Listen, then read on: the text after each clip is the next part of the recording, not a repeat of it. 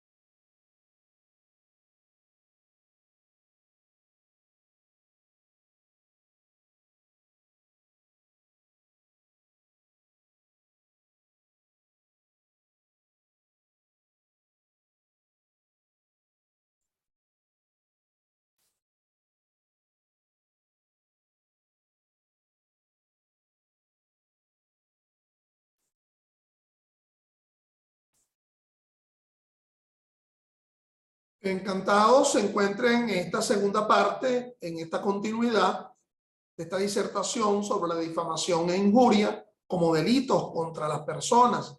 Quien les habla es el profesor Ángel Serpa Aponte, y bien saben ustedes que estas clases están dirigidas fundamentalmente a mis alumnos de la Universidad Central de Venezuela en la asignatura Derecho Penal Especial, Derecho Penal 2 y al público en general. Clases estas que la pueden encontrar en mi canal YouTube, Ángel Serpa Aponte, a los cuales les invito pues que se inscriban en dicho canal y así puedan encontrar todas estas disertaciones, o por lo menos mi criterio al respecto, ¿no? Les había dicho también en la parte inicial que había un libro que yo recomendaba, un libro ya viejo, pero bueno, Los delitos de difamación e injuria en el Código Penal venezolano, un trabajo de quien fuera un gran penalista patrio, el doctor René Buró Arimendi. Y bueno, habíamos comenzado habíamos ya asumido la explicación de la difamación, la injuria y hasta inclusive la llamada exceptio veritatis, la prueba de la verdad en el ámbito penal venezolano. Vamos a hacer como una especie de corolario de este asunto. Habíamos establecido las características básicas del delito de difamación, su diferenciación con respecto a la injuria y la existencia de la llamada prueba de la verdad, la llamada exceptio veritatis, difamación descrita en el 442 del Código Penal, injuria en el artículo 444 y la excepción de la verdad descrita en el artículo 443 como delitos de opinión, como delitos que afectan a la persona en el ámbito de su dignidad, de su honor, de su reputación. Entonces, bueno, estos delitos, la difamación e injuria, ese hecho sanciona a una persona que por determinada información daña o produzca un daño cualitativo a la moral o el honor de personas en concreto. La distinción absoluta que siempre se ha abordado es que el difamador se refiere a un hecho determinado, exacto o falso. Fíjense que el tema de que el hecho sea cierto no desdice de la existencia del delito, puesto que el propósito, puesto que el dolo era afectar el honor, la dignidad de otro y no con una finalidad de colaborar con la justicia o de alguna forma una noción de carácter público en el ejercicio de la información. La injuria existe por el mero hecho de que se emplee con respecto a una persona una expresión afrentosa o despreciativa. El eterno ejemplo de Juan es un ladrón, siendo que en la difamación se dice Juan es el que le robó el caballo a Pedro. El eterno ejemplo que maneja Grisanti y otros autores. Entonces, esa información es una información que tiene un efecto en cuanto al honor, a la dignidad. Hay otro elemento que es común, que es el tema de la publicidad. La difamación y la injuria contra los particulares no constituyen delitos propiamente dichos cuando no se efectúen públicamente. Entonces el tema de la publicidad implica, bueno, un lugar público o el hecho que en ese lugar público se esté realizando una audiencia, la difusión de del dicho, pues, por la cual se pretende la aflicción al honor, la reputación o hasta la dignidad de la persona. Entonces, bueno, la doctrina más o menos ha venido estableciendo cuáles son los elementos constitutivos específicos de la difamación. Y ya esto lo he dicho tanto en la sesión anterior como en esta, la alegación de un hecho preciso. Yo prefiero utilizar la palabra alegación, ¿okay?, que la palabra imputación que utiliza el propio artículo 442 del Código Penal, un poco para que no se tienda a confundir el hecho de que la imputación no sea la llamada imputación de un hecho punible, de un hecho penal, como lo establece, por ejemplo, el Código Orgánico Procesal Penal en la noción de imputación formal o el concepto de imputación material que maneja el artículo 295. Es decir, no se está aseverando en la imputación el señalamiento de un hecho antijurídico que sea conocido por el derecho, que sea conocido por un tribunal civil, contencioso, penal, sino puede ser un hecho que sea perseguible por el derecho, pero puede ser una circunstancia que conlleve la alegación de un hecho preciso. Por cierto, hemos hablado mucho de las palabras, pudiendo difamar, pudiendo injuriar, el dicho difamante o el libelo infamous, lo escrito o el difundido a través de un medio.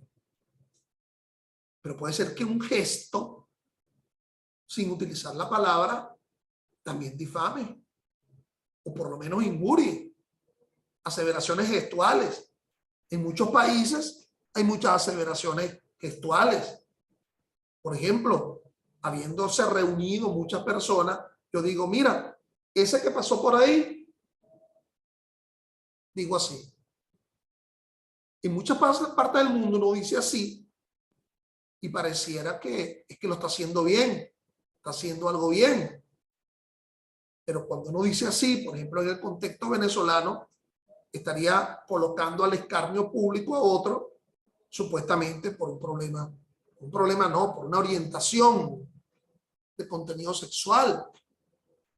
Entonces, si eso en el yo interno de la persona lo aflige, lo afecta, y ese señalamiento no es un señalamiento en torno a una chanza, de un chiste, sino para afligir de alguna forma, bueno, obviamente allí estaríamos asumiendo, encontrándonos en la propia realización del delito. La lamparita esta aquí estaba como llevándose media pantalla. Entonces, puede haber una difamación o una injuria gestual perfectamente posible, ¿okay?, afligiéndose el honor de otro o manifestándose públicamente esa circunstancia. El hecho que encierra un ataque al honor o a la consideración, entonces, en su aspecto ético, susceptible de comprometer la situación social o profesional de una persona determinada. Tercero, la designación de la persona del organismo de la cual se le impute el hecho. La doctrina nos indica que no es necesario que la persona sea identificada en cuanto a nombre, apellido, ubicación, sino en un concierto global. Oye, el que está manejando este tren es una persona, es un ebrio consuetudinario, viene a trabajar embriagado, afecta su honor, no se está manifestando el nombre. Oye, quien está dando clase en el salón de al lado es un acosador. No, ni siquiera se está identificando un nombre o a quién está acosando, pero de alguna forma se le señala en algo tan importante frente a otros que tienen esa capacidad de divulgarlo. Profesor, y la prueba de la divulgación es fundamental. Es fundamental. Porque Si no se exige la presencia en el sitio en donde la víctima estaría escuchando sobre lo que de sí se dice, obviamente que la posibilidad de que esa víctima lo conozca porque lo ha leído, porque sabe que los demás lo han leído o porque los demás que han estado presentes se lo han comunicado, bueno, es fundamental, ¿ok? A los efectos de lograr afligir ese ánimo de la persona. Obviamente la intención culpable, poco importa el móvil, pero el prevenido puede probar que esa intención no existe mediante la exposición de hechos. Es decir, yo lo quería era para que los demás lo supieran y así colaborar con la justicia, colaborar con las autoridades. No. Es decir, la intención era ofender ese honor, ¿ok? De una forma expresa. Y como todo en derecho, obviamente implica la necesidad de su probancia. El sujeto activo conforma la redacción de esos dos artículos, tanto el 442 en lo que atañe a la difamación como el 444 en lo que atañe a la injuria, es cualquier persona, es cualquier individuo. Entonces uno diría, bueno, por supuesto que sería natural. Bueno, ya veremos la posición del Tribunal Supremo de Justicia, o por lo menos de la Sala de Casación Penal al respecto, porque este tema no se puede dejar de lado las sentencias nacionales que han tocado el tema. Sujeto pasivo, cualquier persona. Natural, ahí sin duda. Y nos preguntamos, por supuesto solamente la natural y la persona jurídica no. Bueno, veremos lo que el criterio que asume el máximo tribunal. La acción simplemente es la comunicación a una o más personas con ánimo de dañar, de una aseveración que se hace a otra física o moral de un hecho cierto o falso.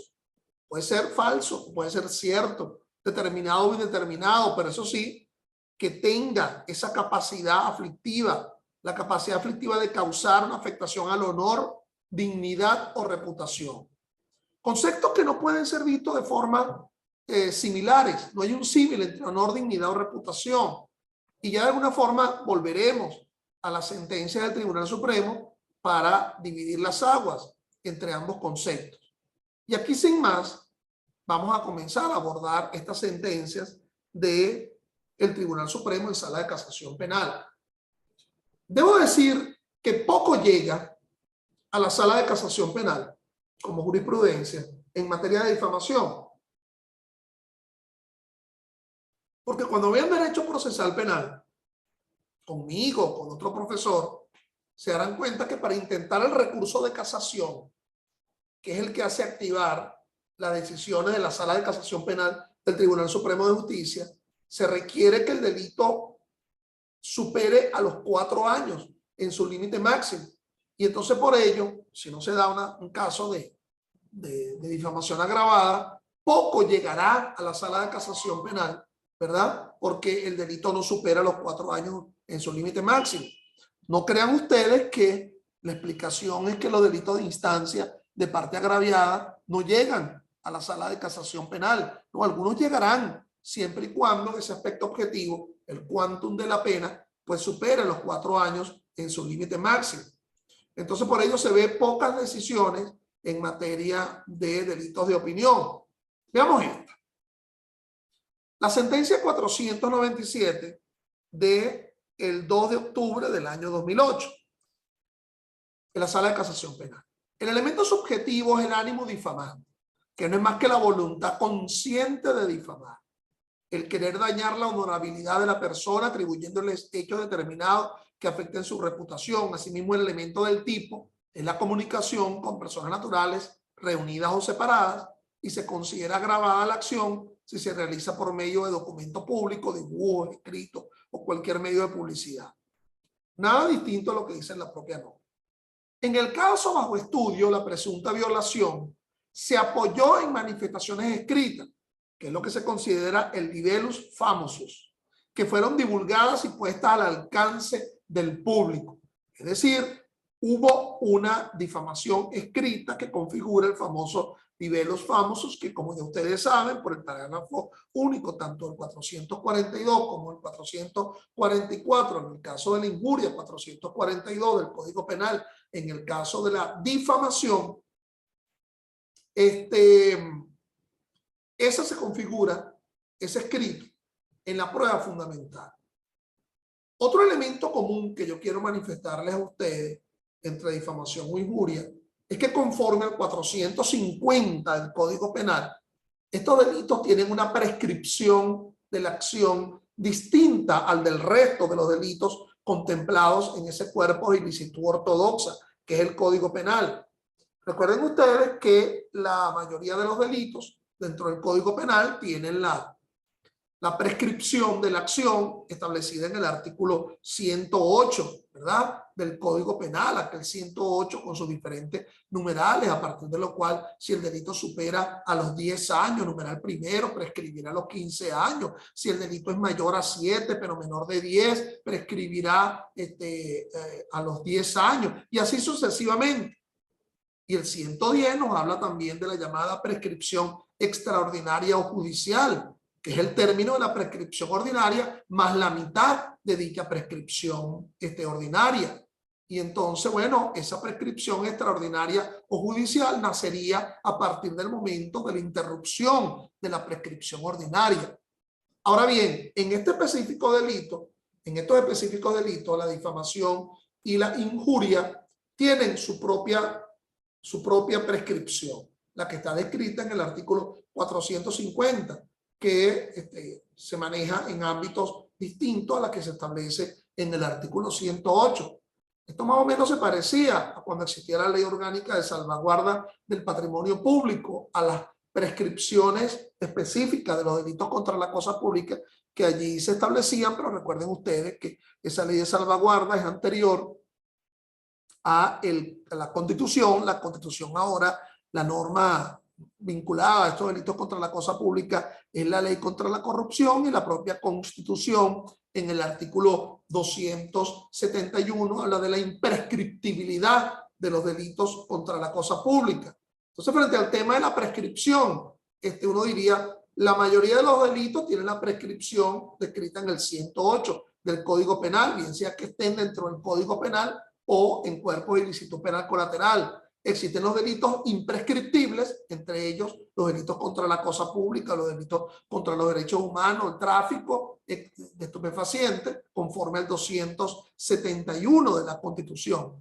Y esta prescripción específica frente a la difamación o injuria, que está descrita en el artículo 450 del Código Penal. Entonces, continúo con la sentencia. El momento consumativo, importante esto, ¿cuándo es el momento consumativo del delito de difamación? Entonces, porque es un delito de resultado, no será un delito de mera conducta o de mera actividad, es un delito de resultado, exige un resultado preciso, concreto. Entonces, el momento consumativo es el instante cuando se materializa ahorita ya terminó la clase. El momento consumativo del delito de difamación es el instante cuando se materializa la comunicación con el animus diffamandi. Pero cuando el acto difamatorio se realiza por medio escrito, su consumación no se perfecciona al momento de redactar el texto, sino al momento en que este texto se divulgó, se extendió y se puso al alcance del público. Volvamos entonces sobre la sentencia. Si se trata a partir de un dicho, el momento consumativo de la difamación es cuando se comunica públicamente el hecho difamante. Cuando se realiza por medio escrito, fíjense que se da como una especie de extensión. Al momento, no se da a partir del momento de la redacción del texto. Es decir, esa redacción del texto, bueno, sería un acto preparatorio, pero realmente la ejecutabilidad del acto ejecutivo del delito, sino cuando el texto se divulga, se extiende y se puso al alcance del público. Si es un texto que nadie leyó, porque fue absolutamente borrado del internet, porque fue absolutamente borrado del Twitter, porque apenas estuvo un segundo allí y nadie lo pudo haber visto, bueno, obviamente que no cumplió ese elemento de publicidad a los efectos de la ofensa. Bueno, y ahora vamos a la famosa sentencia. La famosa sentencia Procter & Gamble contra Grupo Editorial de Armas, que es la sentencia 240 del 25200 de la Sala de Casación Penal. Vamos a hablar un poco del caso. ¿Recuerdan ustedes, o sepan ustedes, que hay un periódico publicado por el Grupo Editorial de Armas que se llama 2001? Creo que todavía se ubica físicamente.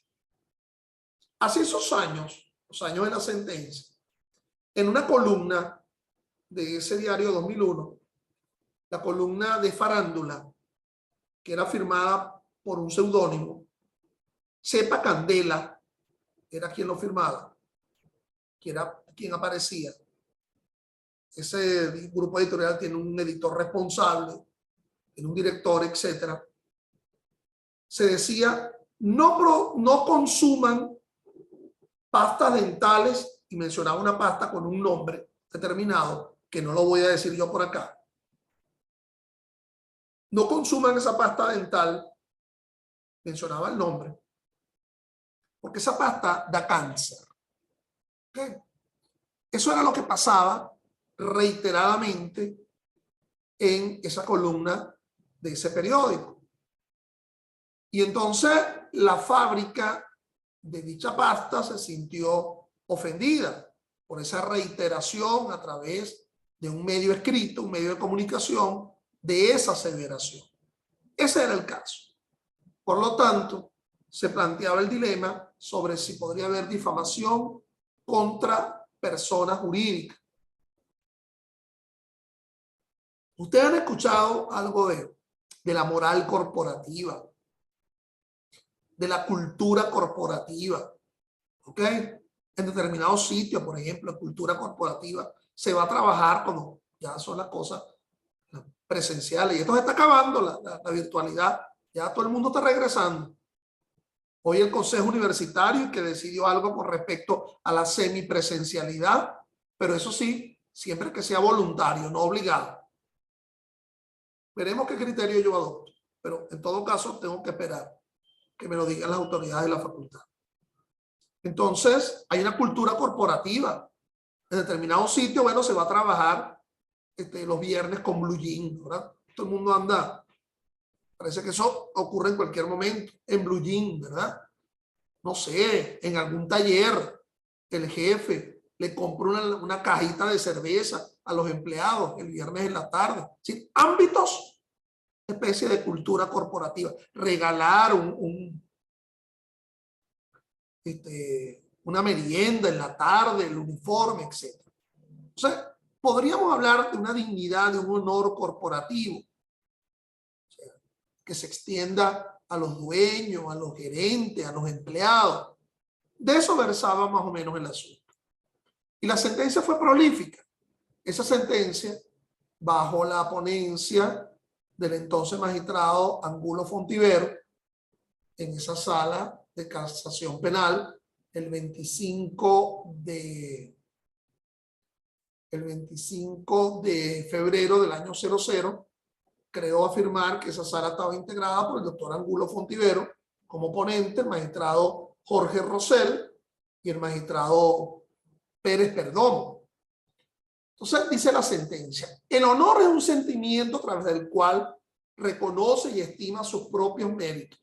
Derívase la conciencia de su valía personal. Correspondiendo a una valía elevada, se halla la dignidad personal. Entonces, ese honor tiene una acepción subjetiva o interna. Entonces, en primer lugar, habla del honor sobre lo que yo creo de mí. Estos méritos se traducirán en una buena reputación, que es la opinión de la gente respecto a una persona. Y esto representa el concepto de honor en su acepción objetiva o externa. La distinción entre honor subjetivo, es decir, lo que yo pienso de mí, y honor objetivo, reputación permite entender el que una persona de espíritu elevado y a quien por tanto poco o nada logra molestar, a veces la detracción, pueda verse gravemente perjudicado en su honor, objetivo o reputación por esa misma detracción, ya que siempre hay quienes están dispuestos a creer en la malignidad de la maledicencia. Era muy gráfico, ¿no? El ponente Angulo Fontivero, el magistrado Angulo Fontivero, poeta, en la redacción de sus fallos. Dice la Sala de Casación Penal: en Venezuela se ha venido haciendo lo contrario, pues los delitos de injuria y difamación que protegen honor y reputación, las expresiones o comportamientos ofensivos conforman delitos. Es una conducta antisocial y el Estado la castiga. No solo el Estado venezolano, sino todos los estados del mundo. El derecho al honor es uno de esos derechos humanos llamados por la doctrina derechos naturales. Como se los había yo manifestado a ustedes al comienzo de la anterior sesión, eso de derechos humanos de primera, segunda, tercera generación. Y de allí pasa a la Sala de Casación Penal a hacer distinciones. Dice que el sujeto activo de la difamación puede ser cualquiera. Al principal el Código Penal de difamación, con el que queda claro que los sujetos activos de dicho delito pueden ser todos los imputables que desarrollen la conducta prevista en esta disposición legal. Claro, porque puede haber la inimputabilidad. ¿Ok? Bueno, los menores de 14 años de edad pues no serían responsables del delito de difamación, al igual que no lo son responsables por ningún delito, conforme a la última reforma de la LOMNA, Ley Orgánica de Protección de Niña, Niña y Adolescente. Sujeto pasivo, que es allí donde está el problema, porque se estaría hablando en esa sentencia sobre si esa compañía que hacía la pasta de dientes podría ser sujeto pasivo del delito de difamación. Sujeto pasivo, todos pueden serlo, incluidos inconscientes, como dementes, dormidos y los que están en vida vegetativa. Interesante ello, ¿no? A pesar de que ellos no pudieran tener el propio concepto de su honor, desprestigiados niños y aún difuntos. Imagínense, habla del sujeto pasivo del que ya no existe. Obviamente que el Código Orgánico Procesal Penal eso lo reconoce cuando habla de la víctima ya difunta, pero que ha sido ofendida en su honor. Y entonces habla de los familiares como posible legitimado activo para interponer la acusación privada. En el caso de ciertos inválidos que no están conscientes, de ebrios, sordos, dementes y con mayor razón de todos los difuntos, se ha sostenido que no es posible injuriarles u ofenderles porque no están capacitados para percibir el asunto. Más como el código no hace distingos, todos pueden ser sujetos pasivos. De allí que los niños y menores de edad, aunque no pueden ser imputables como sujetos activos de tales delitos, sí pueden ser víctimas de los mismos. En esta causa, el busilis de la cuestión es determinar si las personas jurídicas pueden ser sujetos pasivos del delito de difamación o no. Ciertamente, ese es el punto. Ese es el punto crucial de la sentencia. Veamos. Es conveniente analizar ahora si las personas jurídicas tienen honorabilidad. Las personas jurídicas, como ficción jurídica o entidades inmateriales que son, no tienen sentimientos, ni por tanto la subjetividad que es inmanente al honor, respeto de sí mismo o amor propio, afincado en el sentimiento de la propia dignidad. Una vez establecido que las personas jurídicas no tienen honor sexu stricto, es decir, de un punto de vista subjetivo, esto es el honor subjetivo, es indefectible plantearse la cuestión de si tienen reputación u honor objetivo, es decir, la opinión de la sociedad sobre las personas que en su seno actúan. Es indiscutible que hay personas jurídicas con buena reputación y las hay con mala reputación. Y es asimismo evidente que para poder valorar algo es absolutamente necesaria la preexistencia de ese algo. Y esto lleva a concluir que es indudable la existencia de la reputación en las personas jurídicas. Si es indudable la existencia de la reputación en las personas jurídicas, como elemento de honor objetivo, por lo tanto, sí podría ser víctima del delito de difamación.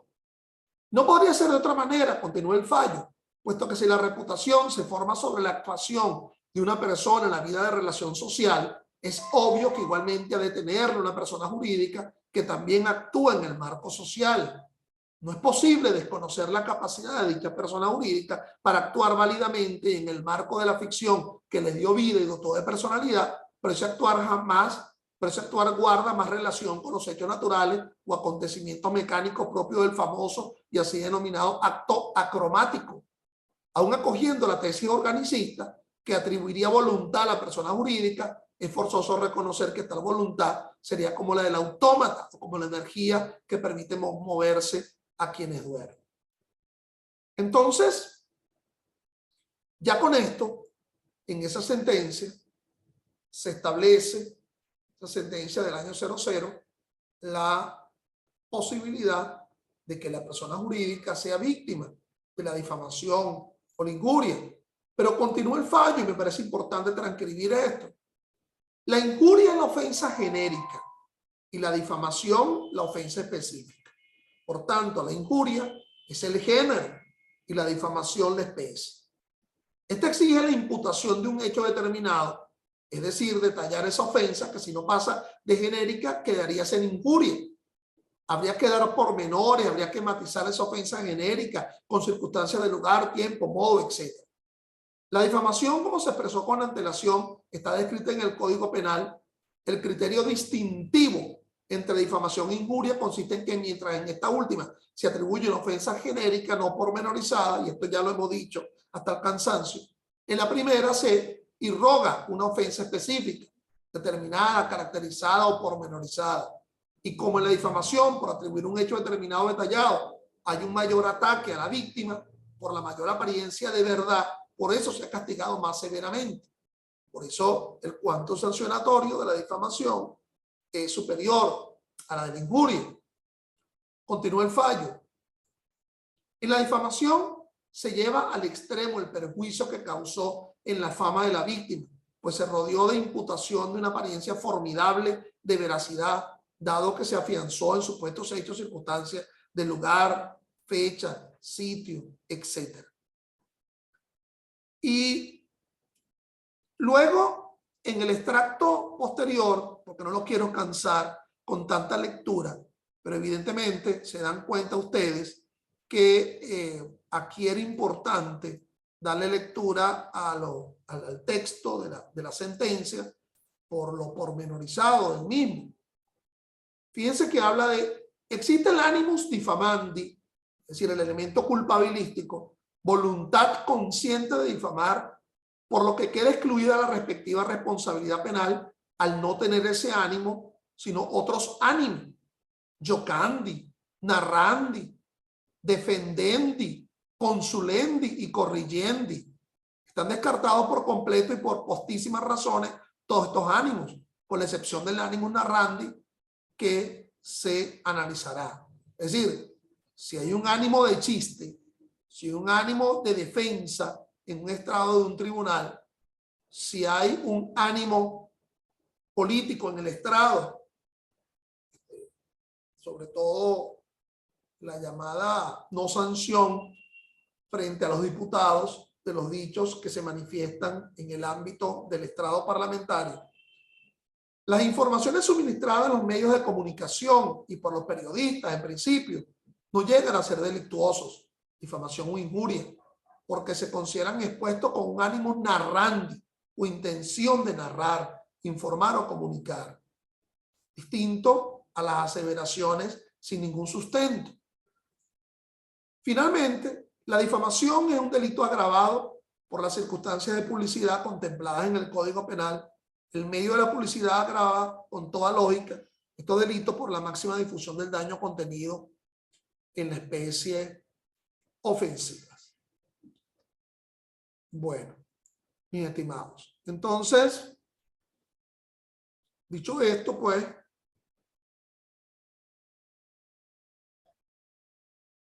hemos concluido con la sesión de hoy y dejo de grabar Y como me restan 5 minutos, dejo micrófono abierto para quien tenga, bien sean alumnos o no, durante estos 5 minutos para que me hagan preguntas. Si no, mis correos están en mis redes, mi WhatsApp, para cualquier tipo de consulta sobre el tema. Gracias.